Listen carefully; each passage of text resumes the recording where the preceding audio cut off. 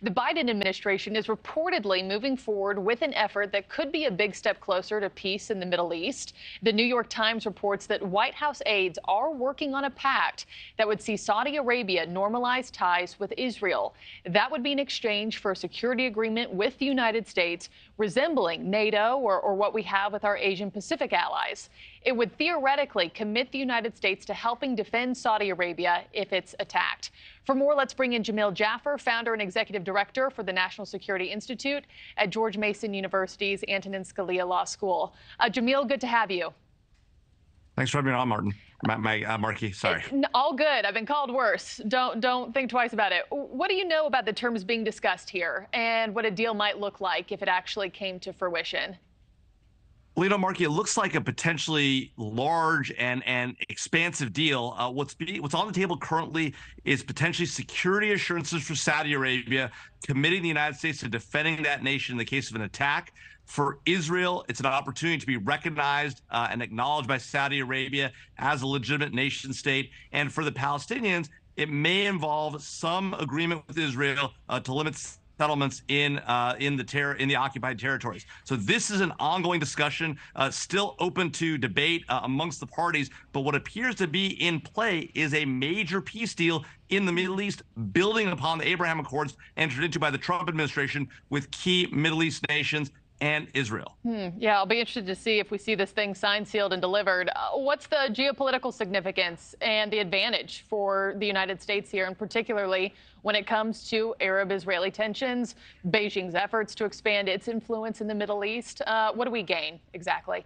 Well, it's a great question, Markey. The part of the challenge here is that China has been making efforts in the region to assert its responsibility and authority. It tried to do a deal between Iran and Saudi Arabia, creating new diplomatic relations. That deal largely doesn't appear to have had much substance to it. Yet this deal, if it does involve Saudi recognition of Israel, is a major feather in the cap for the Biden administration. It could be their major foreign policy win if they're able to get it over the line. And what it means for the administration is it allows them, while committing to a security guarantee in the Middle East, allows them to complete their focus now, turning their attention to the large challenge with China in the Indo-Pacific region as well. So in a lot of ways, an opportunity for Israel to get recognition, an opportunity for Saudi Arabia to demonstrate that it has a strong alliance with the United States against Iran and other adversaries in the region, and an opportunity for the United States to box out increasingly active other actors like Russia and China in the Middle East region.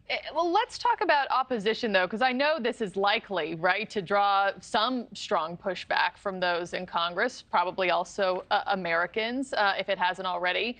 Some senior U.S. lawmakers, including top Democrats, see the Saudi government as unreliable partners.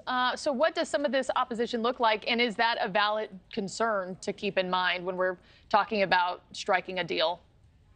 Sure. For those concerned with human rights in the Middle East, obviously there are concerns about what Saudi Arabia allegedly did with an American reporter, Jamal Khashoggi, murdering him in the embassy in Turkey. That's obviously raised huge human rights concerns, long-standing concerns with our partners in Saudi Arabia. At the same time, the possibility that a major Middle East peace deal might be in the offing and an opportunity for the Biden administration to get a major foreign policy win is something congressional Democrats are going to have a hard time opposing. On the other side of the aisle, Republicans obviously concerned with the upcoming elections will see this as an opportunity for the Biden administration to get some points on the board. And yet, if Israel is supportive of this deal and wants this deal to go through and wants that recognition that they've long sought from Saudi Arabia and the other Middle Eastern nations that are allied with the United States, this could be a deal that gets bipartisan support in Congress simply because the parties have come together and found a path forward that works not just for the United States, in the region and globally, but also for our partners both in Israel and Saudi Arabia. Yeah, it'll also be interesting to see how America's adversaries